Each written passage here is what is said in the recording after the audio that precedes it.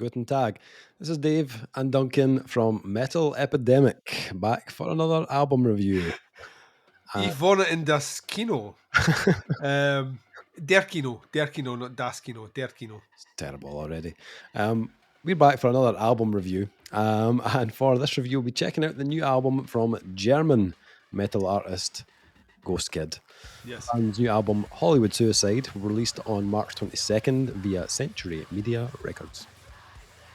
The biggest problem that art has nowadays is that it doesn't hurt anymore, says Ghøstkid vocalist and agent provocateur Sebastian Sushi Beisler. Especially here in Germany, people are so afraid to push boundaries, to make art that makes you think and feel. It's not surprising that with Ghøstkid's second album, Hollywood Suicide, Sushi and company have looked outside the confines of their native country to fuel their energised, hook-laden brand of new metalcore. I don't know why I said it like that. New metalcore. I love it. And they're like, hey, listen, don't you apologise. Okay. The results are as heartfelt as they are both musically ambitious and sonically seamless. Now, more than ever, Ghøstkid trade in a brand of goth new rockcore that's sure to push the already high bar set by Ghøstkid's 2020 self-monikered pandemic-sidelined Century Media debut. Hollywood Suicide is a perfect snapshot of an artist finding himself crawling from his own personal wreckage against a crumbling, mythical Californian milieu. You could compare the album to the story of someone like Marilyn Monroe, so she explains. That's why Hollywood Suicide is the first track. If you really want to make it, you have to give it a lot. You have to be willing to give up everything. It's kind of like suicide to the person that you've been when you become an artist. It's a journey, says the frontman. I've been able to be a lot more honest with myself as well. I come back to that special feeling, my original motivation when I was 15 playing guitar and wanting to be a rock star. This is my dream, but it can also be my nightmare. That's what Hollywood Suicide is really about. Hollywood Suicide was mixed and produced by Sky Van Hoff, engineered by Marco Baiati, and mastered by Jens Driesen. So, we both reviewed and quite enjoyed the previous Ghøstkid debut album. Wasn't it the original one? Yeah. Nuts to think that was almost 4 years ago. Fuck that in the ass, by the way. 4 years ago. But how does Hollywood Suicide stack up against the self-titled? Duncan, you, if I remember rightly, were maybe marginally higher on the debut than I was. I mean, slightly. I mean, I what did I give it a 4? I think you were a 4.5. Right, that'll make sense then. That's cool. That's cool. I think there was a half point in it, as far as I remember. What did you think of this new album, Hollywood Suicide? So yeah, like you, I'm struggling to get my head around the fact that it's that long ago. For context, and those that don't know, this is basically kind of fronted and is the project of one of the former founding member? Could have been. I don't know. Main member, of what is now Electric Callboy, formerly Eskimo Callboy. Yeah. And at the time during that split, which came maybe just before Hyper, took over the world, there was a distinct kind of break in the brand where Electric Callboy went very much down the kind of cheesy neon 80s sound. Yeah. And Sushi went down this very goth, much more kind of darker, but yet full of melody hook ridden kind of, he's calling it what, new metalcore. It was kind of, definitely had new metal elements in it, but it was like just fucking huge sounding, right? It was full of atmosphere and brooding, but it had huge singing choruses, and that Ghøstkid release to me stood out because it still was catchy and was very memorable. The pandemic probably didn't help it either, because they were a band that after a couple of months of rotation dropped off for me, and I never went back to it. until we knew there was a new album coming out, and at that point I was like, oh, Ghøstkid, went back and listened to it a few times through. Plus, having seen Electric Callboy live in the interim has spurred my... I was never a big fan of them on album, but after seeing them live, I've listened to a lot more of them live. So, Yeah. Hollywood Suicide is a natural progression from the previous album. And that in some ways is a great thing, and in other ways is a bad thing for me. I will be honest and put my cards on the table. I do not enjoy this as much as I enjoyed the previous album.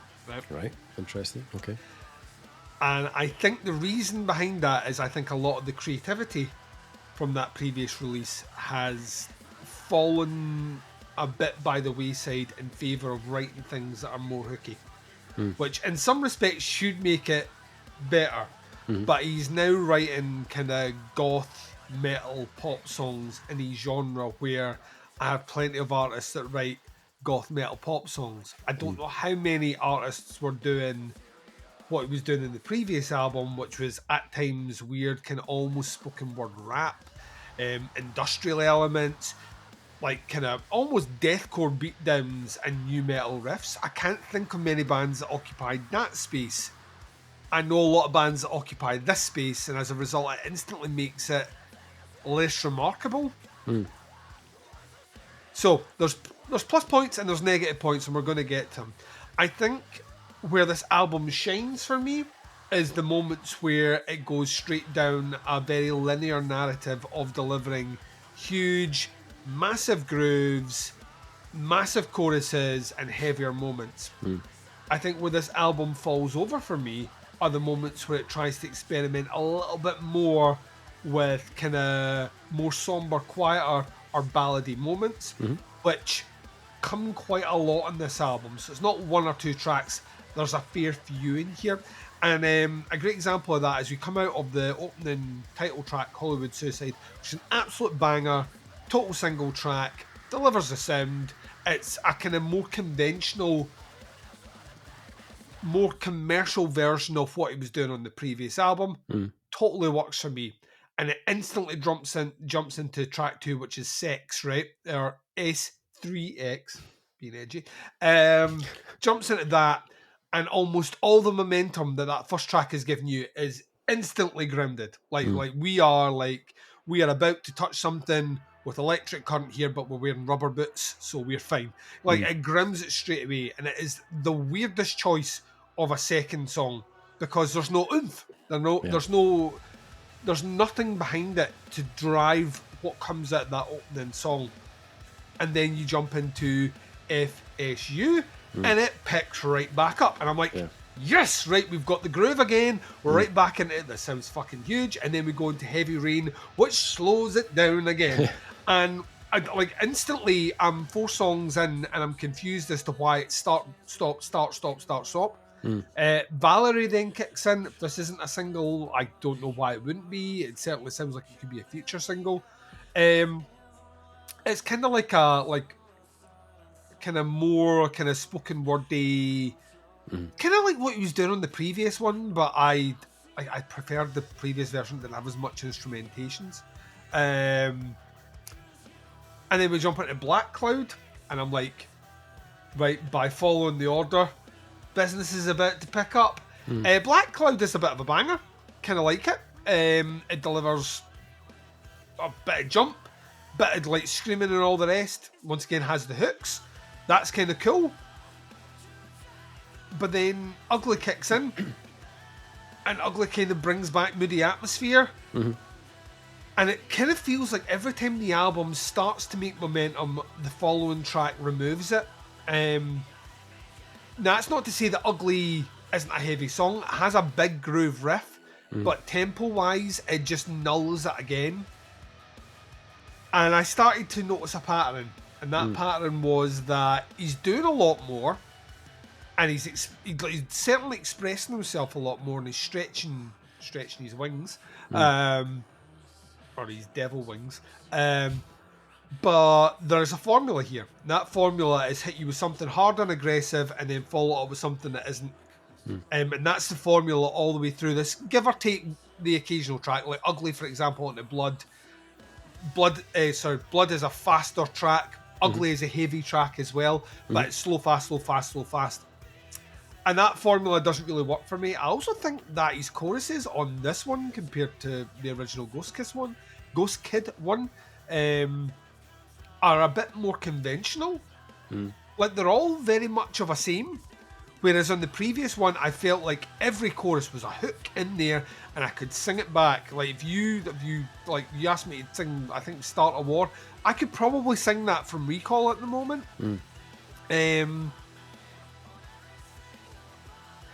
It's a frustrating listen for me because I hear a lot of cool. I think the production on this one is stellar. I love it. It's very, very well put together.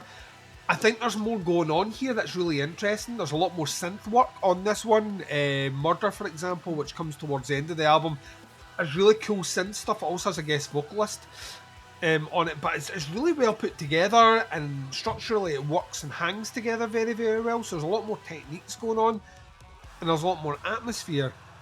But I actually feel like with adding all those elements in, one of the things that made Ghøstkid's debut album actually a bit of a fresh air intake for me was the fact that it kind of felt like the stripped back version of what we've got here. It's almost like there's too much going on. It's almost like there's too much overthought or overproduction or over, like, trying to make everything the fullest picture it could be, and as a result of that, it's kind of lost a little bit of its charm for me. Now, there's no doubt in my mind that this will sell loads. Like, this is something very easy to market to. I'm also going to stress that I don't think I'm the intended market for Ghøstkid. I'm a 42-year-old man, right? I think this plays much better to, and I don't mean this as a slight against the album or the band or whatnot, but I think this 18, 19-year-old kind of gothy kid, if I was 18 or 19, I was listening to this, I'd fucking love it. I'm a little bit beyond that now, and like I say, I can name innumerable Scandinavian bands now that do this, or American bands that do this, and as a result, there's just that it's lost something about its individuality, and it's kind of become more of a scene. Whereas I really feel that the debut album was kind of carving out its own little pocket. I don't think it did anything particularly original, but it sounded very much like a full conceptual idea. So I don't think this one will do bad. I think this will probably sell more than the previous one. It gives him an opportunity to go out and tour, which I'm sure he's loving doing, because you want to get out there and do it. It's not a bad album, but it's lost a bit of its charm and its hook for me. Right. I don't like the flow of the album at all. I think the flow of the album is too start-stop, fast, slow, fast, slow. It has a pattern, and that pattern is very repetitive as it works its way through. So, yeah, it's not going to get the lowest grade I've given out this year, but I don't like this much as I liked the debut. So there you go. Interesting. I'm looking forward to you telling me why I'm wrong on so many levels, and this is where the flipper rolls. But did you enjoy this one as much as the debut? Well, Duncan, I am not an 18 or 19-year-old goth kid. You're not? Have I been catfished here? I'm not. However, I think that this album has switched around in comparison to the last album. Have we swapped places? I think we have. Weirdly, now this is weird because my initial listen to this, I listened through it once and I was like, I don't think that's quite as infectious as the self-titled album. And then I thought, you know what, I'm going to go back and listen to that self-titled album. I've not listened to that for a long time. And then I re-listened to the self-titled album just to see if that was the case. And weirdly, when I spun that album again, it kind of made me appreciate the new one more. I think this album and the previous album, for me, are very close in terms of quality. And there's definite comparisons you can make between the albums in that they are both very hook-driven. They both have a balance of those, like the air punch and bangers, Yep. On this one, like FSU or Black Cloud or Blood, from the new album. And then there are a scattering of tracks that have that more kind of somber melodic side, like S3X or Sex, Heavy Rain or Valerie, You said a dirty word. giving it a bit more of a melancholic side, but still having a hook in there as well. I think if you like the vibe of the first album, I think you'll probably appreciate a lot of what Ghøstkid has done on Hollywood Suicide. However, as the title of the album suggests, this one isn't all kind of sweetness and nice. The album is a touch more into the kind of gothy darkness, and that comes across in the vocal style, the lyrics, which are thematically covering darker topics in the last album, and also a bit of the background instrumentation through the use of synths and electronics. And I think that element, for me, I think suits him down to the ground. I think Ghøstkid already, in general, had a whiff of the goth about him. But I think doubling down on it makes the kind of lighter, more emotional parts on the album shine more for me. I think if you take a track like Heavy Rain, for example, it has one of the biggest choruses on the album, but I think the synth work on that track is fucking awesome. And I think for me, it's those little additions and the synths and electronics that really caught my ear on that track. I think the placement is perfect. I think he slots it into the mix in a way that has a huge effect on the track, but never sounds like it's dominating or taking too much of the spotlight away from the hook of the track as well. I think those synths and electronics also act very well as a kind of glue on the album, and it almost pins the album together thematically. And while all the tracks have something different going on, and I think like potentially every track on here almost could be a single. Those kind of darkened elements are a very smart way of giving.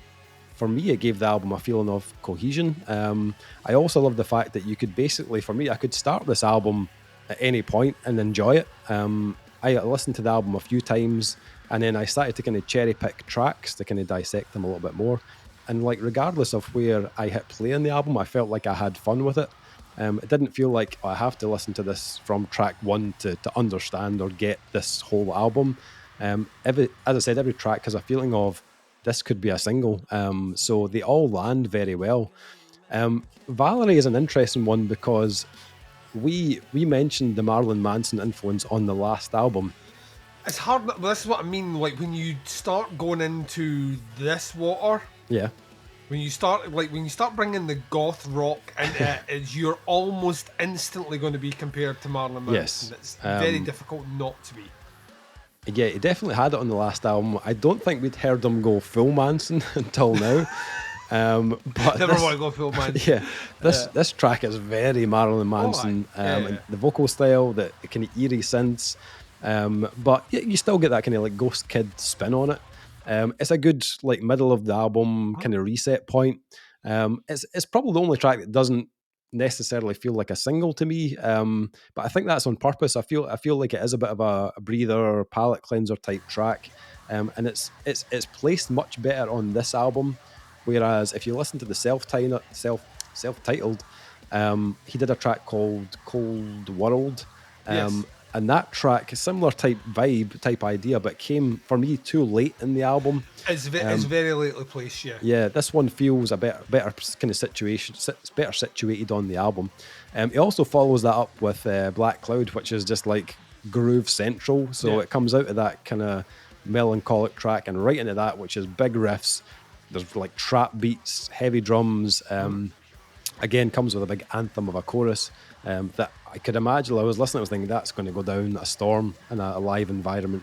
I also really liked Murder featuring Inhuman, which that track kind of opts for a bit more of an industrial vibe and the drums and Synth electronics. work on that one for me is exceptional. It's cool. It's almost like a kind of like Author and Punisher type, like mechanical groove to it in the verses. But then the chorus switches into something a bit more fluid, a bit more organic, and the vocals are again more kind of hook laden in the chorus. The hook on that track isn't overly saccharine though, which I thought was good. It keeps the slightly darker. I thought that was quite a clever move, and it suited the tone of that track. The other track I really liked was the closing track, Helena, which feels kind of like, has a kind of like love lettery kind of feel about it. But musically, he's weaving in some really heavy 80s vibes in the synths. I heard a little bit of the Zetra on that last track. But the chorus is very well delivered as well. Not quite as like bombastic as some of the other choruses on the album, but it's got like a nice feeling of like warmth and sincerity to it, and actually makes it stand out a bit more. Really good closing track, and different from the rest of the album, but still totally fits. For me, this was another very solid release from Ghøstkid. He's given us an album that, for me, kind of satisfied my love of the first album, but kind of dialed in a little bit more on certain areas to make this album characteristically a little different. And as you said, the production is just as powerful as it was in the production the self-titled. is like fucking immaculate on Yeah, this, so. guitar tone is hefty, and those drums are like just full of absolute weight. I think vocally he is again like very much on point. His vocal delivery and all the different ranges and textures he hits throughout the album is really impressive. I think lyrically this might be slightly better than the self-titled. I felt there was a little bit more intimate at times, and the hooks are for me were just as good. This will be interesting. Scores for Ghøstkid's new album, Hollywood Suicide. What are you thinking? 3.5 for me. Okay. Yeah, like I say, I think to me it's lost something that made the. It's probably because I've now heard Ghøstkid, so I now know what it's about. And to me, whilst this is a more refined version of it, and there's more going on and there's more technique and whatnot, I personally don't think it has a flow at all as an album. I'm distracted too much by the constant start-stop delivery of it, whereas the previous album had a flow. All the way through it, I just liked the way it played with texture between the songs as opposed to tempo between the songs. I mean, nothing I see is going to affect how well it sells. This will do great. There's an audience that are waiting like on bated breath for it. But for me, if I gave it a 4.5 for the debut, I think this is a one step down. So 3.5. Nice. I gave the debut a 4. I'd stick with that. I think this is just as good as the debut. I really enjoyed the style that he went for. I liked the more kind of gothy vibe on this one. I didn't mind the flow of it either, from the kind of punchy stuff into the kind of more kind of somber stuff. I agree with you. I think track 2 should have been bigger. I think it was too early for that track there.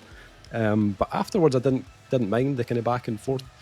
Have a listen to it. See what you think. It comes out very soon, so you can check it out on all the streaming platforms. I'll put the links below to the band and the pre-order, all that sort of stuff, so you can check it out. Drops on March 22nd. I mean, there's no disputing the dude's fucking talented. 100%, yeah. Yeah, I mean, he's the driving force behind this. So, and I like a world where someone that can come from the background he has in the band that he's come from and go like if they're taking like deathcore and making it the happiest, cheeriest thing you've ever fucking heard in your life, I can take that sensibility and make it the most doom-laden, gloomy version of it. It's like two different sides of the same coin. Yeah. The yin to the yang, Dave. Yeah. So, Ghøstkid, Hollywood Suicide, out on March 22nd on Century Media Records. Check it out.